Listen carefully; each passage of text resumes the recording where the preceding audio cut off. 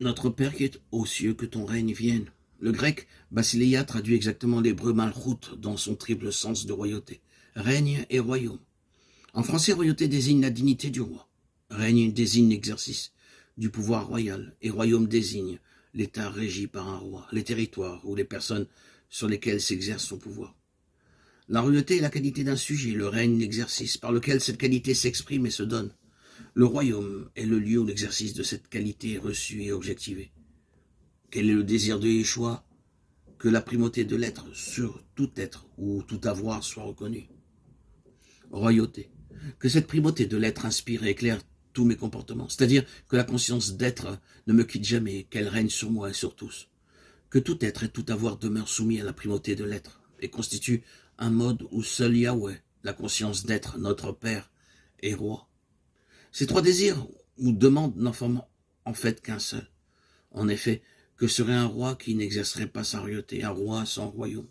Que serait une royauté sans personne pour l'exercer et sans royaume où elle s'exerce? Que serait un royaume où ne régnerait pas un roi? Cela peut se traduire comme suit dans le langage neutre et sèche des philosophes.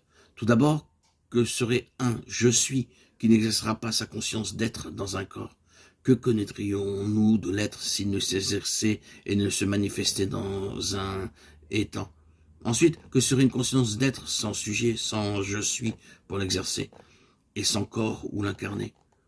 Où l'exercice de l'être pourrait-il se manifester s'il n'y avait cet écart, ce champ de possible et du devenir entre l'être et l'étant? Enfin, que serait un corps s'il n'était le lieu de manifestation et d'incarnation où s'exerce la conscience d'être? Je suis. Qu'est-ce qu'un étant, sinon le lieu sensible où l'être s'exerce et se rend présent? Si essentielles qu'elles soient, ces questions semblent inopportunes pour qui veut prier le Notre Père. Mais pourquoi Yeshua, en transmettant le désir qu'il habite, n'interrogerait-il pas aussi le philosophe? Car il s'agit bien de penser son désir, de savoir ce qu'on veut, de connaître ce qu'on demande et ce qui désire cela en nous. Avant d'appeler le règne de Dieu, peut-être faudrait-il d'abord se demander qui est le roi chez nous. Quel règne? Qui règne sur nous? Quel est son royaume? Car il arrive, comme le dit saint Paul, qu'on ne soit pas toujours le maître chez soi. Je fais le mal que je ne veux pas, je ne fais pas le bien que je veux, qui est le maître de mon désir.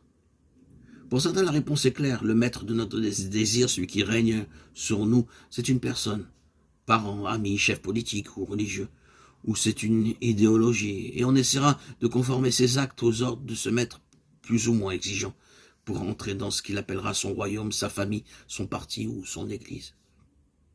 Pour d'autres, c'est la peur qui règne en maître. Peur de ne pas être aimé, de ne pas être comme tout le monde, de souffrir, de manquer, de mourir. À chacun sa peur particulière, nourrie et entretenue souvent par des angoisses collectives, qu'elles soient économiques, guerrières ou climatiques. Le royaume de celui qui règne par la peur, c'est le monde avec sa violence, ses défenses, ses méfiances.